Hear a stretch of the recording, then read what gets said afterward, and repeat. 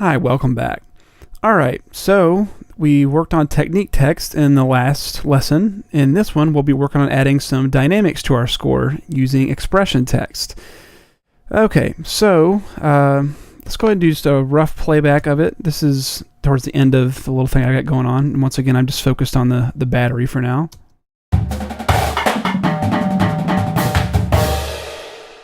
Just wanted to give you an idea of what it's going to sound like prior to the dynamics. So once you've heard both, you can actually kind of go back and do a taste test between the two. All right, to get started, let's go ahead and select our snare part. Come up to Create, Text, Expression, or you could use Command E if you'd prefer. All right, now to get the dynamics into the score, there's a few ways you can do this. You could right-click down here, and that'll bring up what's known as a contextual menu. Same thing we did for hiding objects. Or I guess you could choose what you want here from the list. Or, as you can see there, hit Command F, and that would actually put it in there. I'm just going to go ahead and click this, but I'll use the other version of this for the next dynamic I add in. All right, so there you go. We have an F, and once again, magnetic layout slid that out of the way. So I'm going to use my Command E shortcut. There's my cursor. Command F. And escape out of that. And if I'm going to be using the same thing in a number of staves, you can actually say Edit, Copy, select the staves where you want to copy it, and then paste it, and it'll actually paste it on multiple staves. So there we go. It just kind of saves you a little bit of work. All right, so let's just play that back now that we've added that. I mean, this is going to be a pretty dynamic difference.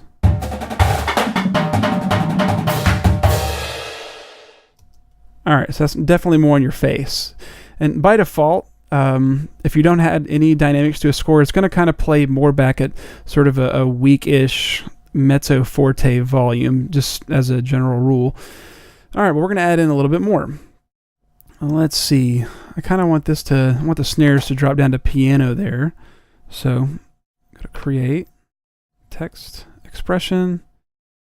Hold down Command P for piano. And I think I'm going to have the tenors do it here. Command E for expression text. Command P. And let's see. Let's have the bass drums do the same thing. We'll have them do it right here. Going to drag the score up. Cymbals right there. All right, so let's give that a listen.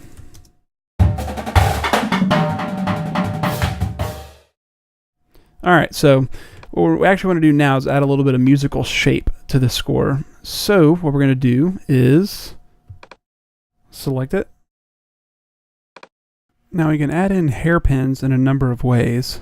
We could come here to Line and then select it right here.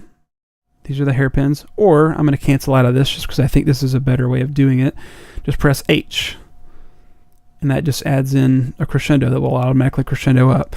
But for the crescendo to work, you have to give it an ending dynamic. So let's have him end up at a nice meaty fortissimo. So for here, I would just hold down Command and hit FF. Just have to hold down Command the whole time, or Control if you're on Windows. All right, so let's do the same thing here. Shift Select, H. Just as another reminder, Create, Text, Expression. Hold down Command, FF. Same thing here, H, FF.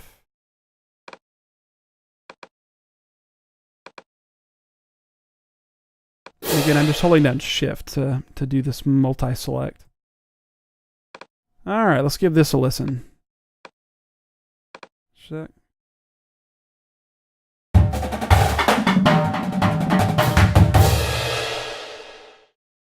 And the cool thing is it'll actually pace out the crescendo properly based on what dynamic level you're trying to get to.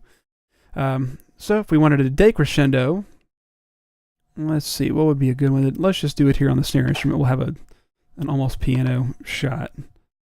All right, so rather than hitting H, you would hit Shift H, and that's going to give you a decrescendo, or a reverse hairpin. So let's listen to just the snare part here with our funky low end shot. All right, so I don't think I necessarily want that there in the score. That's just to demonstrate how that would you'd go about adding that in the score. So that's it for this time. In the next one, we're actually going to talk about how to perform instrument changes. So see you next time.